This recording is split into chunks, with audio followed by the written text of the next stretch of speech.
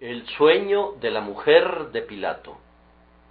Y estando él sentado en el tribunal, su mujer le mandó decir: no tengas nada que ver con ese justo, porque hoy he padecido mucho en sueños por causa de él. Mateo 27:19.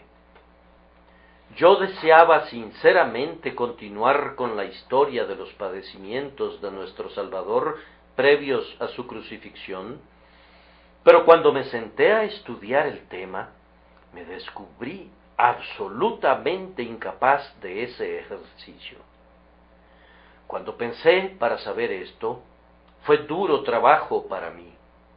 Mis emociones se tornaron tan fuertes y mi sentido del dolor de nuestro Señor se volvió tan extremadamente vívido que sentí que debía diferir el tema por un tiempo, pero aunque no podía velar con él otra hora, no podía abandonar la sagrada escena.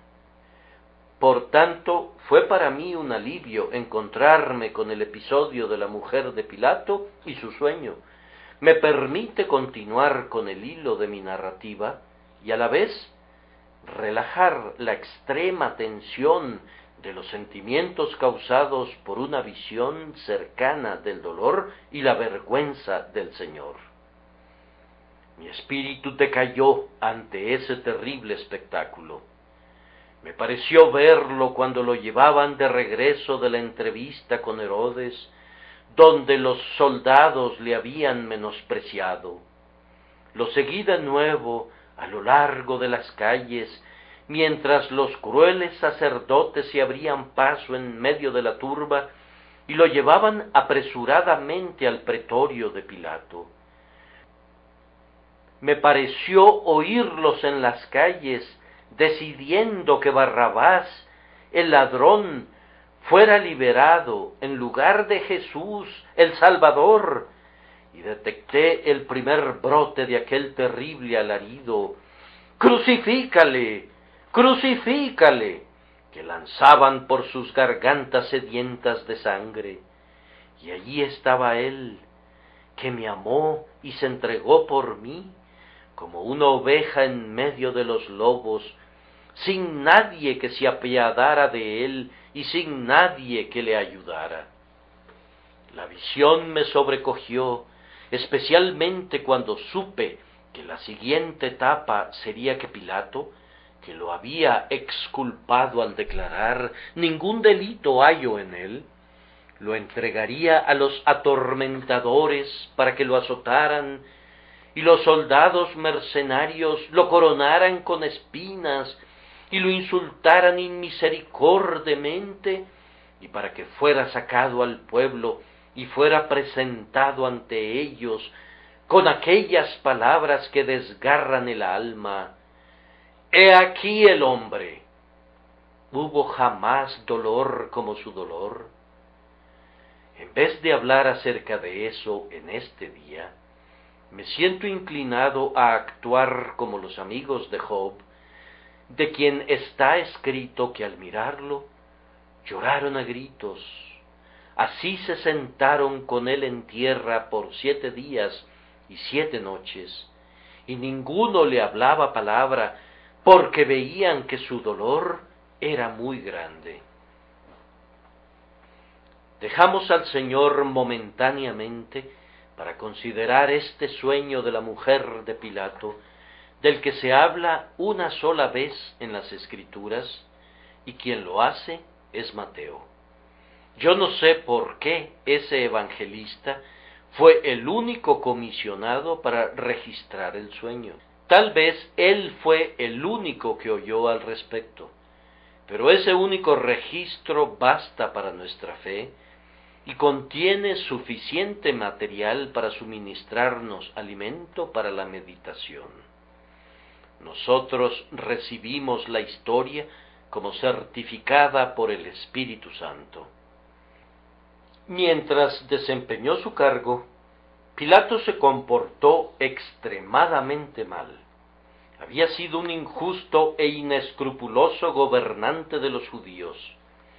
Tanto los galileos como los samaritanos habían sentido el terror de sus armas, pues no dudó en masacrarlos ante la más leve señal de sublevación. Y entre los propios judíos había enviado hombres con dagas al centro de las muchedumbres en las grandes reuniones para eliminar a aquellos que le eran odiosos. La ganancia era su objetivo y la altivez gobernaba su espíritu. En el tiempo en que Jesús de Nazaret fue llevado delante de él, iba en camino una queja en su contra dirigida a Tiberio el emperador, y temía ser llamado a rendir cuentas por sus opresiones, extorsiones y asesinatos. Sus pecados en aquel momento estaban comenzando a castigarlo, como lo expresaría Job: cuando la iniquidad de mis opresores me rodeare. Una terrible porción del castigo del pecado es su poder para forzar a un hombre a cometer mayores iniquidades. Las transgresiones de Pilato estaban ahora aullando a su alrededor como una manada de lobos. No se podía enfrentar a ellas y no contaba con la gracia para huir al único gran refugio. Su temor, más bien, lo condujo a huir delante de ellas, y no había ningún camino abierto para él, sino aquel que lo condujo a más profundas abominaciones. Él sabía que Jesús era enteramente sin mancha. Sin embargo, puesto que los judíos clamaban pidiendo su muerte, sintió que debía ceder a sus demandas, pues de lo contrario levantarían otra acusación en su contra, esto es, que no era leal a la soberanía de César, habiendo permitido que escapara uno que se había declarado rey. Si se hubiera comportado con justicia, no habría temido a los principales sacerdotes y escribas. La inocencia es valiente, pero la culpa es cobarde. Los viejos pecados de Pilato lo encontraron y lo debilitaron ante la presencia de la innoble turba, que de otra manera habría sido echada fuera del pretorio. Pilato tenía el poder necesario para haberlos silenciado, pero carecía de la suficiente decisión de carácter para finalizar la disputa. El poder había abandonado su mente, porque él sabía que su conducta no soportaría una investigación y temía perder su cargo, que sostenía únicamente con miras a sus propios fines. Vean allí con lástima a esa despreciativa pero vacilante criatura, titubeando en la presencia de hombres que eran más perversos que él mismo y más decididos en su propósito. La feroz determinación de los malvados sacerdotes provocó que por una política indecisa Pilato se acobardara en su presencia y fuera conducido a hacer lo que gustosamente habría evitado. El comportamiento y las palabras de Jesús habían impresionado a Pilato. Digo el comportamiento de Jesús, pues su mansedumbre sin par debe haber impactado al gobernador como algo muy inusual en un prisionero. Él había visto en muchos judíos capturados el valor fiero del fanatismo, pero no había en Cristo ningún fanatismo. Pilato había visto también en muchos prisioneros la vileza que haría cualquier cosa o diría cualquier cosa para escapar de la muerte. Pero no vio nada de eso en nuestro Señor. Vio en él una docilidad y una humildad inusuales, combinadas con una dignidad majestuosa. Contempló la sumisión mezclada con la inocencia. Esto hizo que Pilato sintiera cuán terrible es la bondad. Pilato estaba impresionado. No podía evitar estar impresionado, con este singular ser sufriente. Además, nuestro Señor había dado el testimonio de una buena confesión delante de Pilato. Ustedes recordarán cómo la consideramos el otro día. Y aunque Pilato había despreciado ese testimonio con la petulante pregunta ¿qué es la verdad?, y había regresado al pretorio, quedó una flecha clavada en su interior que no podía extirpar. Podría haber sido principalmente superstición, pero sentía un temor por alguien de quien sospechaba a medias que se trataba de un extraordinario personaje. Pilato sentía que él mismo estaba colocado en una extraordinaria posición al pedírsele que condenara a alguien que sabía perfectamente que era inocente.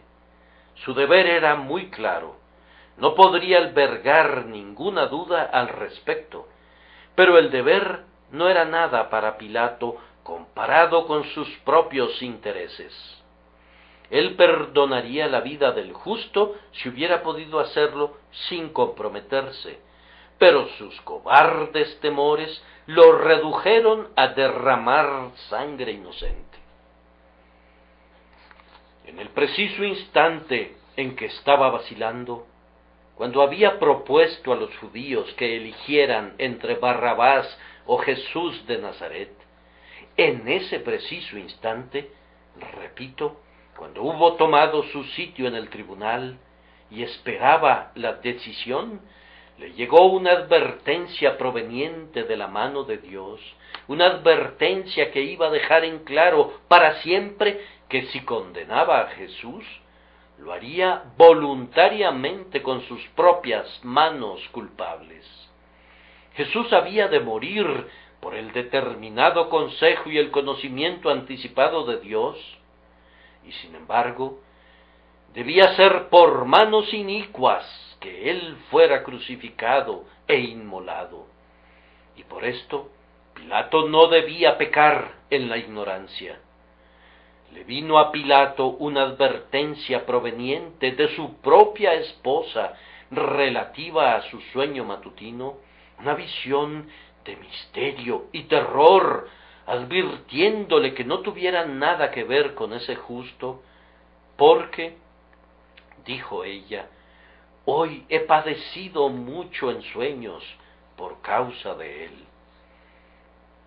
Hay momentos en las vidas de la mayoría de los hombres en los que, aunque hubieren errado, si no están demasiado asentados en la maldad, hacen una pausa y deliberan en cuanto a su camino, y entonces Dios, en su gran misericordia, les envía un aviso y coloca una señal de peligro, ordenándoles que se detengan en su loca carrera antes de que se sumerjan finalmente en la ruina irreparable. El tema de nuestro presente mensaje explora ese aviso. Oh, que el Espíritu de Dios lo haga de utilidad para muchas personas. Y primero, les pido su atención a la cooperación de la providencia con la obra de Dios. Yo digo que es una obra de Dios advertir a los hombres en contra del pecado, y les pido que vean a la providencia obrando también con ella, para hacer ver a las mentes de los hombres los preventivos y las advertencias de la divina misericordia. Entonces, primero, observen a la providencia de Dios que envía este sueño. Si algo bajo la luna pudiera ser considerado estar exento de la ley y ser una criatura del puro azar, seguramente sería un sueño. Es cierto que hubo sueños en tiempos antiguos en los que Dios habló a los hombres proféticamente, pero, ordinariamente, los sueños son el carnaval del pensamiento, un laberinto de estados mentales, una danza del desorden. Los sueños que vendrían naturalmente a la esposa de un gobernador romano no tenderían a contener mucha ternura ni conciencia, y con toda probabilidad, por sí mismos, no tendrían que ver con la misericordia. Ordinariamente los sueños son los fenómenos más desordenados y, sin embargo, pareciera que son ordenados por el Señor. Yo puedo entender muy bien que cada gota de espuma del mar que sale despedida de la ola cuando se estrella contra el farallón, tiene fijada su órbita tan ciertamente como las estrellas del cielo. Pero los pensamientos de los hombres parecieran ser completamente sin ley, especialmente cuando el sueño profundo cae sobre ellos.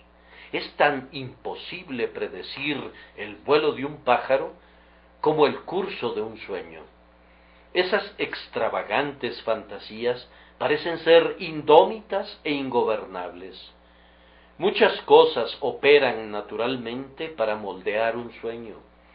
Los sueños dependen frecuentemente de la condición del estómago y del alimento y la bebida ingeridos por el soñador antes de retirarse a descansar.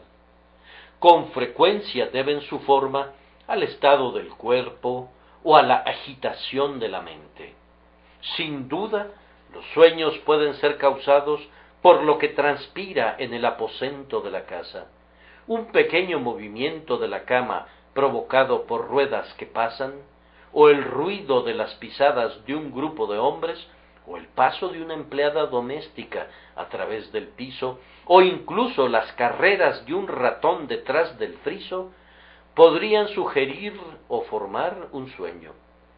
Cualquier leve asunto que afecte los sentidos en ese momento puede hacer surgir en la mente adormecida una turbamulta de ideas extrañas.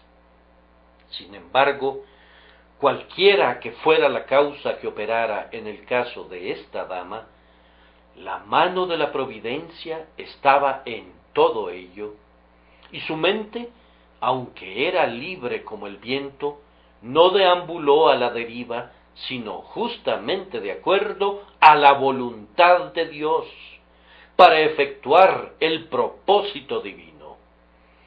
Tenía que soñar justamente eso, y nada más que eso, y ese sueño debía ser de tal y tal orden y de ningún otro. Incluso en el país de los sueños no se conoce otro Dios sino Dios, y aun los fantasmas y las sombras van y vienen según sus instrucciones, y ni las imágenes de una visión nocturna pueden escapar de la suprema autoridad del Altísimo. Vean la providencia de Dios en el hecho de que el sueño de la mujer de Pilato, independientemente de su causa, fuera de tal forma y llegara en un momento como ese. Algunos antiguos escritores atribuyen su sueño al demonio, que de esta manera esperaba prevenir la muerte de nuestro Señor e impedir así nuestra redención. Yo no estoy de acuerdo con esa idea, pero, aun si así fuera, admiraría aún más la providencia, que invalida incluso los ardides de Satanás para cumplir los propósitos de la sabiduría. Pilato debía ser advertido para que su sentencia fuera su propio acto y su propia acción, y esa advertencia le es dada por medio del sueño de su esposa. Así obra la providencia. A continuación, observen la providencia de Dios al disponer que con este sueño hubiese un gran sufrimiento mental. He padecido mucho en sueños por causa de él. Yo no podría saber qué visión pasó por delante del ojo de su mente, pero fue algo que le causó una terrible agonía. Un artista moderno ha pintado un cuadro de lo que él se imaginaba que era el sueño, pero no voy a intentar seguir a ese gran hombre en el ejercicio de su fantasía. La mujer de Pilato podría haber contemplado en su sueño el terrible espectáculo de la corona de espinas y de los azotes, o incluso la crucifixión y la agonía de la muerte. Y en verdad no conozco nada que consiga hacer sufrir al corazón muchas cosas concernientes al Señor Jesús que una mirada a su muerte. Alrededor de la cruz se reúne suficiente dolor para provocar muchas noches de insomnio si al alma le quedara una pizca de ternura. O quizás su sueño pudo haber sido de un tipo muy diferente. Podría haber visto en visión al justo viniendo en las nubes del cielo. Su mente podría haberle visto sobre el gran trono blanco, y se trataba del mismo hombre que su esposo estaba a punto de condenar a morir.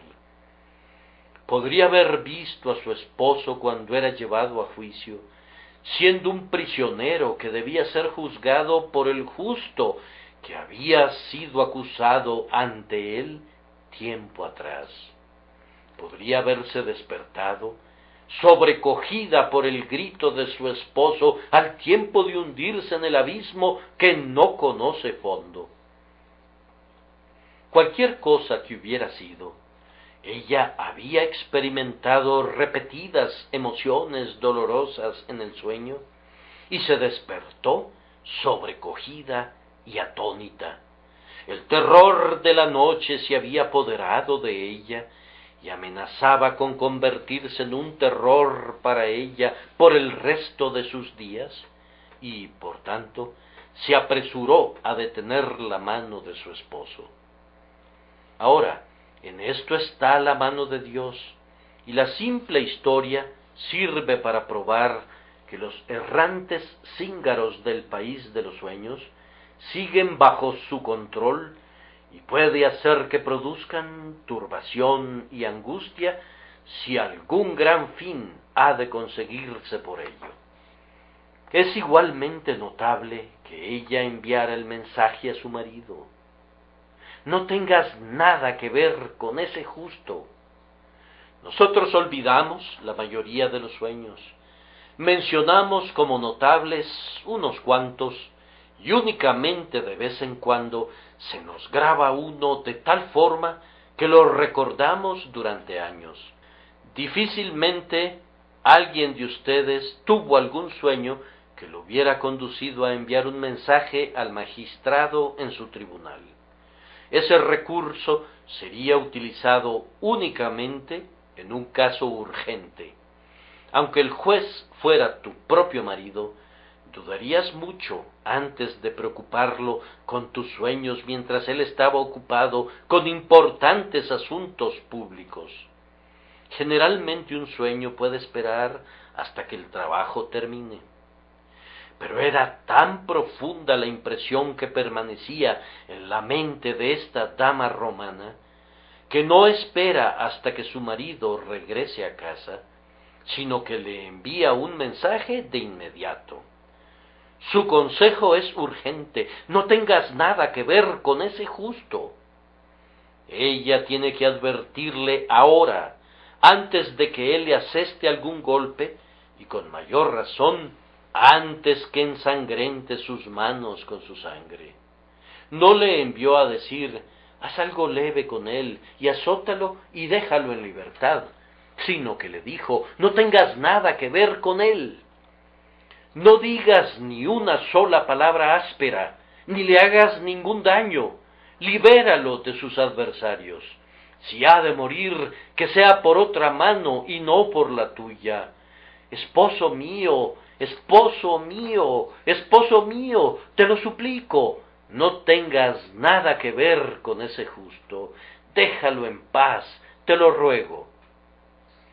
Ella formula su mensaje muy enfáticamente: no tengas nada que ver con ese justo, porque hoy he padecido mucho en sueños por causa de él. Piensa en tu mujer, piensa en ti mismo. Mis sufrimientos por causa de este santo han de servir de advertencia para ti. Yo te ruego que lo dejes en paz. Y sin embargo, ¿saben? Su mensaje suena más bien autoritario a mis oídos, siendo el mensaje de una mujer a su marido y siendo él un juez. Contiene un tono que no está ordinariamente presente en las comunicaciones de las esposas con sus esposos. No tengas nada que ver con ese justo, porque hoy he padecido mucho en sueños por causa de él. Muestra una maravillosa providencia de Dios que esta dama hubiera sido conducida a enviar un mensaje tan fuerte a su obstinado esposo para instarle, para impetrarle, para implorarle, casi para exigirle que dejara ir a ese justo. Oh providencia, cuán poderosamente puedes obrar. Oh Señor, el serafín te obedece, pero tú encuentras un servidor igualmente dispuesto en una esposa que, a tu mandato, se interpone entre su esposo y un crimen. Además, quiero que noten acerca de esta providencia el tiempo peculiar en el que llegó su advertencia. Era evidentemente un sueño de la mañana. Hoy he padecido mucho en sueños. El día no hacía mucho había despuntado. Todavía era temprano en la mañana. Los romanos creían en la superstición de que los sueños matutinos son verdaderos. Yo supongo que ella tuvo ese sueño después de que su esposo salió. Si se me permitiera no señalar un hecho, sino sólo hacer una conjetura que me parece sumamente probable, ella era una mujer muy amada, pero enfermiza, por lo que necesitaba descansar hasta más avanzado el día que su esposo. Y cuando él hubo abandonado su lecho, ella tuvo todavía otro sueño, y siendo una persona sensible y más proclive a soñar, se despertó de su sueño matutino oprimida por un terror del que no podía despojarse. Pilato se había marchado, y a ella le fue dicho que se encontraba en el pretorio. Ella le preguntó a sus asistentes por qué había ido allí tan temprano, y ellos respondieron que había habido un clamor inusual en el patio, pues los principales sacerdotes y una turba de judíos había estado allí, y el gobernador había salido a verlos. Posiblemente también le dijeran que Jesús de Nazaret había sido llevado prisionero allí, y los sacerdotes estaban exigiéndole a Pilato que lo matara, aunque habían oído que el gobernador decía que no encontraba delito en él. Anda, le dijo ella a su sierva, llama a uno de los guardias y pídele que vaya de inmediato a mi esposo y le comente lo que yo te diga. Pídele que hable alto, para que algunos de los crueles judíos puedan oírlo y desistan de su atroz propósito. Que diga que yo le imploro a mi marido que no tenga nada que ver con ese justo, porque hoy he padecido mucho en sueños por causa de él. Ustedes ven que precisamente en el momento en que se sentó en el tribunal, le llegó la advertencia. Cuando hubo una pequeña pausa y Pilato estaba ansioso de absolver a su prisionero, en ese preciso instante de tiempo que era el más esperanzador, este peso fue arrojado en el lado derecho de la balanza, introducido de una manera sumamente sabia y misericordiosa para evitar que Pilato cometiera ese atroz pecado. La advertencia llegó en el momento preciso, como decimos, aunque llegó en vano. Admiren la puntualidad de la providencia. Dios nunca se adelanta y nunca se atrasa. Será visto en lo concerniente a todo lo que hace, que en el mismísimo día establecido por la profecía llega el cumplimiento. Mi alma tiembla mientras canta la gloria de su Dios, cuya providencia es sublime, como las ruedas de Ezequiel, pero las ruedas están llenas de ojos, y al girar todos los alrededores son observados y atendidos de tal forma que no hay equivocaciones, ni advertencias, ni accidentes, ni demoras. La operación del Señor es puntual y eficaz. Con esto concluyo lo relativo a la providencia, y pienso que todos estarán de acuerdo en que mi punto está demostrado, que la providencia está siempre obrando conjuntamente con la gracia de Dios. Un gran escritor que no sabe mucho acerca de las cosas divinas, nos dice, sin embargo, que él percibe un poder en el mundo que obra para justicia. Eso es exactamente así. Ha hablado muy bien, pues ese es el principal de los poderes. Cuando ustedes y yo salimos a advertir a los hombres del pecado, no estamos solos. Toda la providencia nos apoya. Cuando predicamos a Cristo crucificado, somos obreros conjuntamente con Dios. Dios está obrando con nosotros, como también por nosotros. Todo lo que ocurre está conduciendo hacia el fin para el que trabajamos cuando buscamos convencer a los hombres de pecado y de justicia. Donde está el Espíritu de Dios, todas las fuerzas de la naturaleza y de la providencia son convocadas. La caída de los imperios, la muerte de los déspotas, el surgimiento de naciones, el establecimiento de acuerdos o su quebrantamiento, las guerras atroces y las hambrunas devastadoras, todo eso está logrando el grandioso fin. Sí, y los asuntos domésticos, tales como la muerte de los hijos, la enfermedad de las esposas, la pérdida del trabajo, la pobreza de la familia y miles de otras cosas, están obrando y obrando y obrando para el mejoramiento de los hombres. Y ustedes y yo, al prestar nuestra pobre debilidad para cooperar con Dios, estamos marchando con todas las fuerzas del universo. Entonces, reciban consuelo de esto. Oh, obreros de Jesús, que sufren muchas cosas por Él, tengan buen ánimo, pues las estrellas en sus cursos luchan por los siervos del Dios vivo, y las piedras del campo están en alianza con ustedes. En segundo lugar, yo deduzco de esta historia la accesibilidad de la conciencia para Dios. ¿Cómo hemos de tener acceso a Pilato?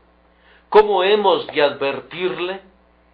Pilato ha rechazado la voz de Jesús y la presencia de Jesús. ¿No podrían ir por Pedro para que contendiera con él? ¡Ay! Pedro ha negado a su maestro. ¿No podrían entonces traer a Juan? Incluso él ha abandonado al Señor. ¿Dónde se podría encontrar a algún mensajero? Será encontrado en un sueño. Dios llega a los corazones de los hombres a pesar de lo endurecidos que puedan estar.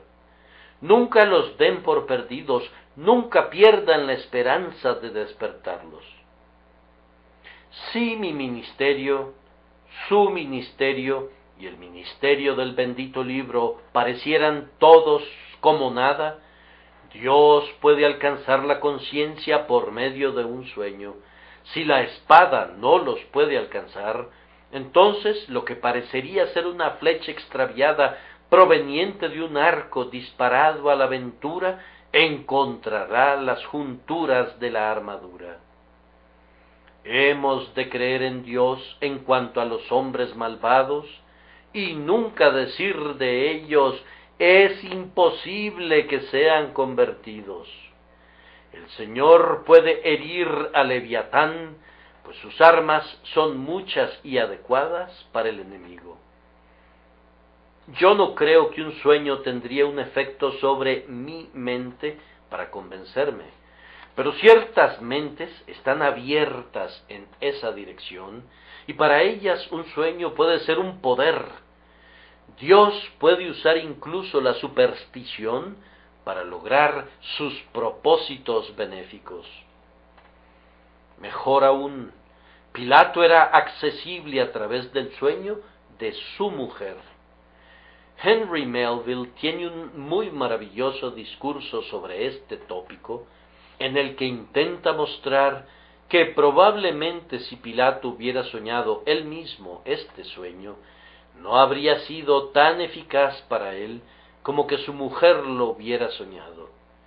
Él toma como suposición, que nadie puede negar, que Pilato tenía una mujer afectuosa y tierna y que era muy amada por él.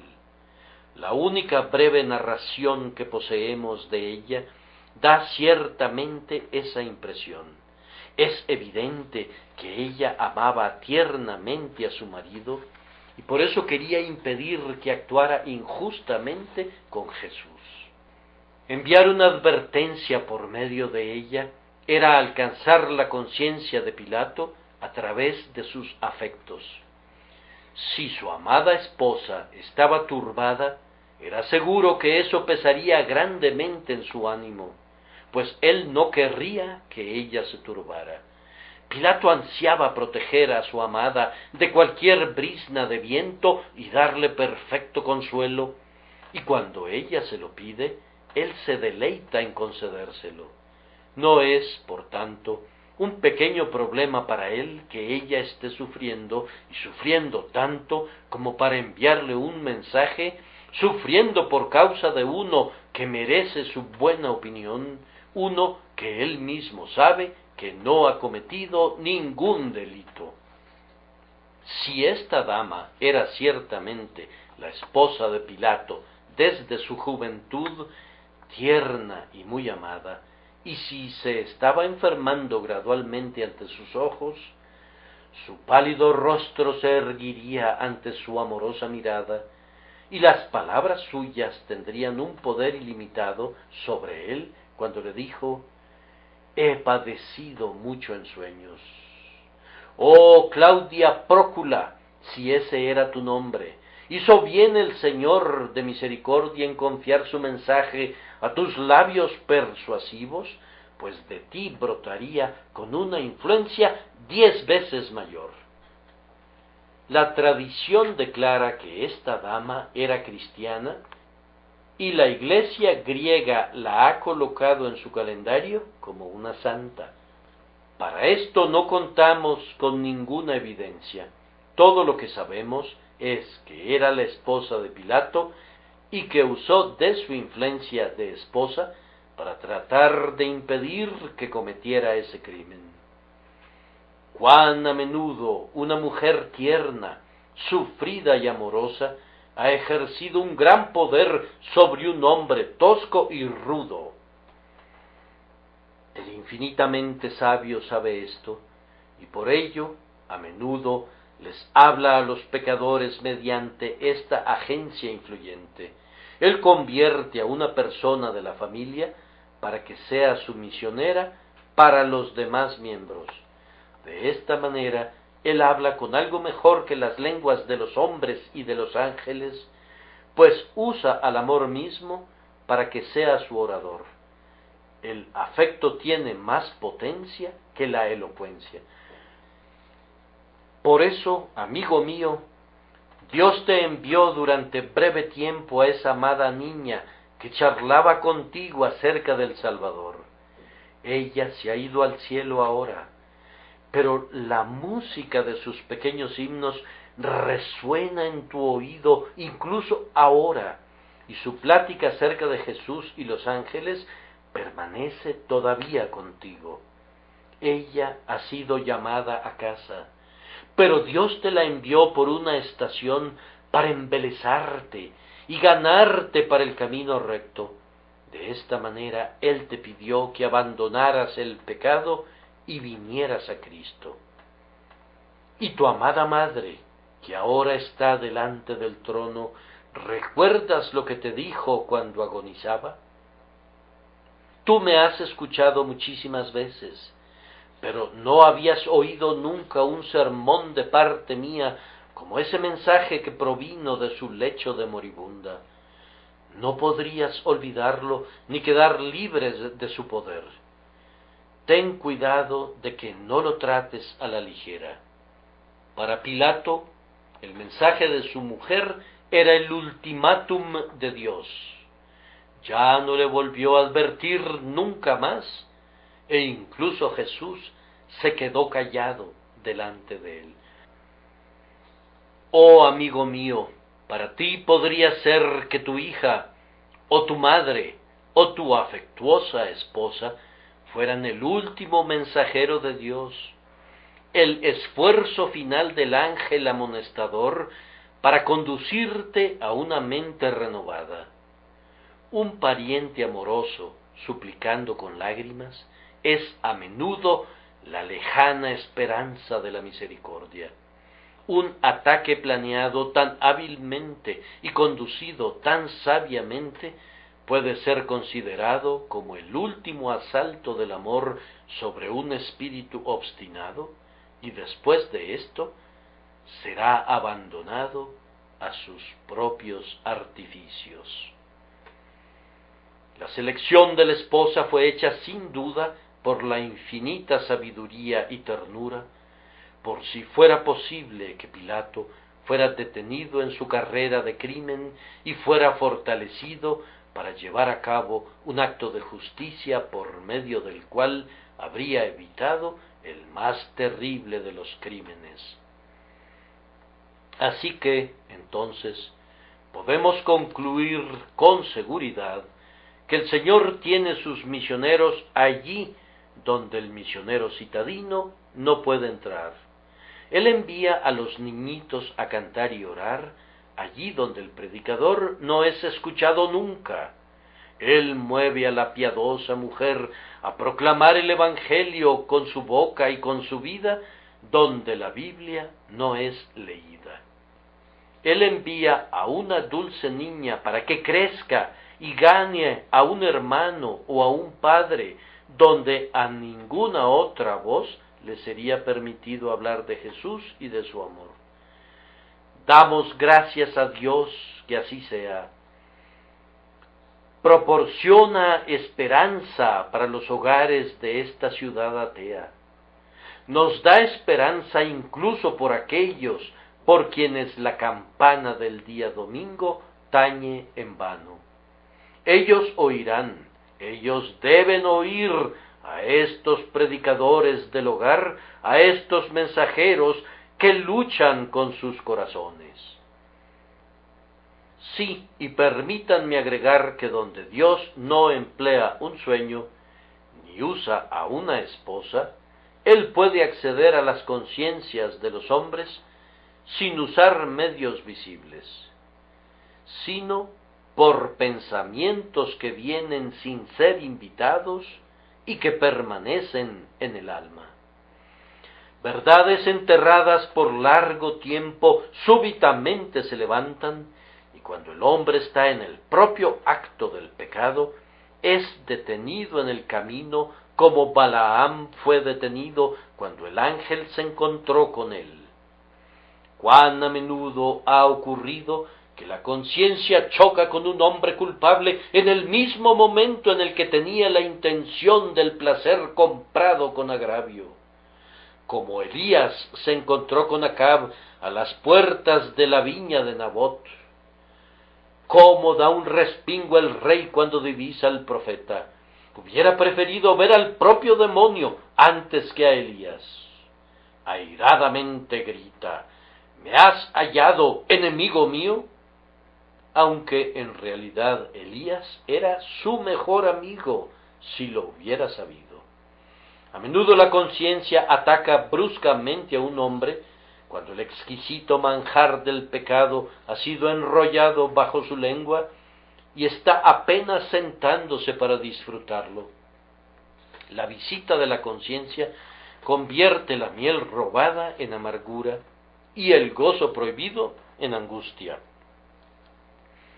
La conciencia con frecuencia acecha como un león en la maleza, y cuando el pecador va pasando por el ancho camino, salta sobre él, y durante un rato se ve en serios apuros. El hombre malo es comparable al Leviatán, de quien leemos que la gloria de su vestido son escudos fuertes, cerrados entre sí estrechamente, de tal forma que la espada que sea asestada sobre él no puede resistir ni la lanza, ni el dardo, ni la jabalina. Y, sin embargo, el Señor tiene la forma de llegar a él y de herirlo muy severamente. Por tanto, debemos esperar y orar en relación a los peores hombres. Hermanos y hermanas, usen para el bien de los hombres cualquier cosa que se ponga en su camino. Usen no solamente el sobrio argumento y la sana doctrina, sino que incluso si un sueño ha tocado su corazón, no duden en repetirlo donde pueda causar efecto. Cualquier arma puede ser usada en esta guerra, pero asegúrense de buscar efectivamente las almas de los hombres. Todos ustedes que son esposas, sean movidas especialmente a realizar esta sagrada obra. Recuerden a la mujer de Pilato y piensen en ella en el momento que da afectuosamente la advertencia a su marido, y vayan y hagan lo mismo. Nunca dejen de darle a un esposo impío la palabra que podría convertirlo del error de sus caminos. Y ustedes, amados hijos, ustedes, hermanas, ustedes que son del tipo más gentil, no duden, a su propia manera tranquila, en ser los heraldos de Jesús en el lugar que les hubiere correspondido. En cuanto a todos nosotros, estemos atentos para aprovechar cada ocasión para reprimir el pecado y promover la santidad. Debemos advertir a los impíos de inmediato, pues también el hombre a quien somos enviados no ha cometido todavía el acto fatal. Hemos de pararnos en el resquicio mientras haya todavía espacio para el arrepentimiento. Pilato está ahora mismo sentado en el tribunal. El tiempo es precioso. Dense prisa antes de que cometa el hecho de sangre. Envíenle el mensajero, deténganlo antes de que el acto sea consumado, aunque él se queje por su interferencia. Díganle, no tengas nada que ver con ese justo, porque he padecido mucho por causa de él, y te ruego que no hagas nada contra él. Ese es nuestro segundo punto. Que Dios lo bendiga. Aunque yo no pueda predicar sobre él como quisiera, el Espíritu de Dios puede infundirle poder. En tercer lugar, tenemos ahora la lamentable tarea de observar el frecuente fracaso incluso de los mejores medios. Me he aventurado a decir que, hablando humanamente, el mejor instrumento para tocar la conciencia de Pilato era que su mujer fuera conducida a reconvenirle. Él escucharía solo a unos cuantos, pero a ella sí le escucharía, y sin embargo, incluso su advertencia fue en vano. ¿Cuál fue la razón? Primero, el interés propio estaba involucrado en el asunto, y ese es un factor poderoso. Pilato tenía temor de perder su cargo de gobernador. Los judíos se enojarían si no obedecía sus crueles exigencias. Podrían quejarse con Tiberio y perdería su lucrativa posición. Sí, cosas semejantes a estas están manteniendo cautivos a algunos de ustedes en este momento. Ustedes no pueden permitirse ser sinceros o rectos, pues eso les costaría demasiado. Ustedes conocen la voluntad del Señor, ustedes conocen lo que es recto, pero renuncian a Cristo al desentenderse de él y al perseverar en los caminos del pecado para ganar su paga. Temen que ser un verdadero cristiano implicaría la pérdida de la buena voluntad de un amigo o el patrocinio de un impío o la sonrisa de un influyente mundano, y esto no lo pueden tolerar. Ustedes cuentan el costo y calculan que es demasiado alto. Resuelven ganar el mundo aunque pierdan su alma. ¿Qué pasa entonces? Irán ricos al infierno. Este es un triste resultado. ¿Acaso ven algo deseable en un logro así? Oh, que consideraran sus caminos y escucharan la voz de la sabiduría. La siguiente razón que explica por qué la petición de su mujer fue ineficaz fue el hecho de que Pilato era un cobarde. Era un hombre con legiones que lo respaldaban, y sin embargo estaba temeroso de una turba judía, temeroso de liberar a un pobre prisionero que sabía que era inocente, temeroso porque sabía que su conducta no toleraría una inspección. Pilato era moralmente un cobarde. Multitudes de personas van al infierno porque no tienen el valor de luchar para abrirse paso en su camino al cielo. Pero los cobardes y los incrédulos tendrán su parte en el lago que arde con fuego y azufre, que es la segunda muerte. Así dice la palabra de Dios. Tienen miedo de encontrarse la risa del necio y así se apresuran al menosprecio eterno. No podrían tolerar ser arrancados de sus antiguos compañeros y provocar comentarios y el sarcasmo de los ingenios impíos, y así conservan a sus compañeros y perecen con ellos. No tienen la resolución de decir no y nadar contra la corriente. Son unas criaturas tan cobardes que prefieren perderse para siempre que enfrentar un pequeño escarnio. Sin embargo, aunque había cobardía en Pilato, había también presunción. Aquel que le tenía miedo al hombre y tenía miedo de hacer lo correcto, se atrevía a incurrir en la culpa de derramar sangre inocente. Oh, la cobardía de Pilato de tomar agua y lavarse las manos como si pudiese eliminar la sangre con agua, y luego decir, inocente soy yo de la sangre de este justo, que constituía una mentira. Allá vosotros. Mediante esas últimas palabras echó culpa de sangre sobre sí, pues entregó a su prisionero a las crueldades de los judíos, quienes no hubieran podido poner su mano sobre él, a menos que Pilato les hubiese dado permiso. Oh, el atrevimiento de Pilato de cometer el asesinato a los ojos de Dios y negarlo. Hay una extraña mezcla de cobardía y valor en torno a muchos hombres. Le tienen miedo a un hombre, pero no le tienen miedo al Dios eterno que puede destruir el alma y el cuerpo en el infierno. Esta es la causa de que los hombres no sean salvados, aun cuando los mejores medios sean utilizados, porque son presuntuosos y se atreven a desafiar al Señor. Además de esto, Pilato era de doble ánimo. Tenía un corazón y un corazón. Tenía un corazón que buscaba lo que era recto, pues intentó soltar a Jesús.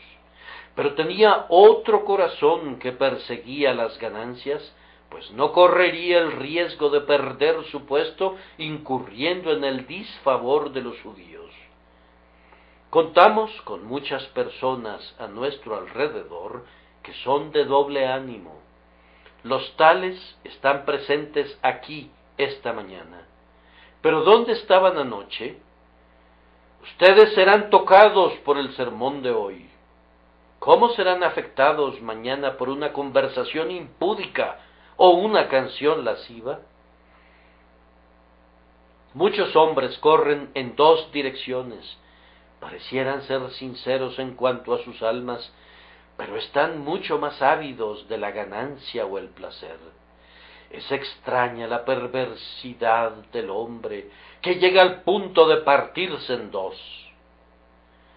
Hemos oído historias de tiranos que atan a los hombres a caballos salvajes, que los arrastran despedazándolos, pero las personas hacen esto consigo mismas. Tienen demasiada conciencia para no descuidar el domingo y para no dejar de asistir a la casa de oración, demasiada conciencia para no llegar a ser completamente irreligiosas o para no ser honestamente infieles, y al mismo tiempo no tienen la suficiente conciencia para no ser hipócritas. Permiten que el no me atrevo sea el sirviente del yo quisiera. Quisieran actuar justamente, pero resultaría ser demasiado costoso. No se atreven a correr riesgos y mientras tanto corren el terrible riesgo de ser echadas para siempre de la presencia de Dios para ir al lugar donde la esperanza no puede llegar nunca.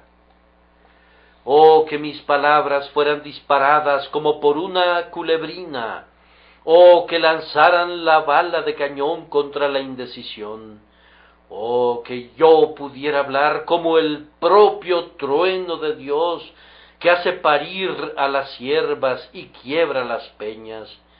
De igual manera quisiera yo advertir a los hombres contra estos desesperados males que frustran los esfuerzos de la misericordia, de tal forma que, incluso cuando la propia mujer del hombre, con el amor más tierno, le pide que escape de la ira venidera, él todavía elige su propia destrucción.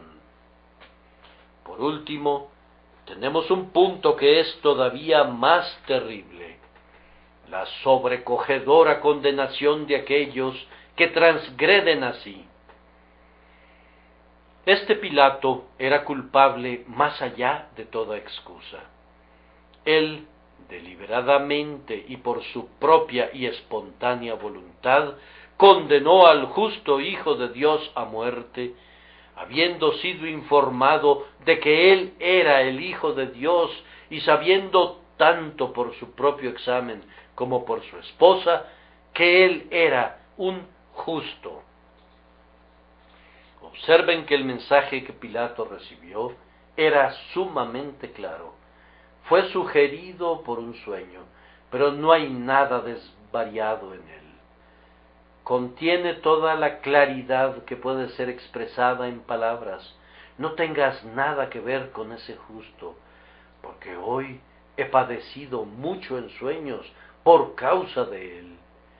Pilato condenó al Señor con sus ojos abiertos, y esa es una terrible manera de pecar. Oh, mis queridos amigos, me estoy dirigiendo a algunos aquí que tienen el propósito de hacer algo muy pecaminoso, pero han recibido últimamente una advertencia de Dios. Yo quisiera agregar una amonestación más.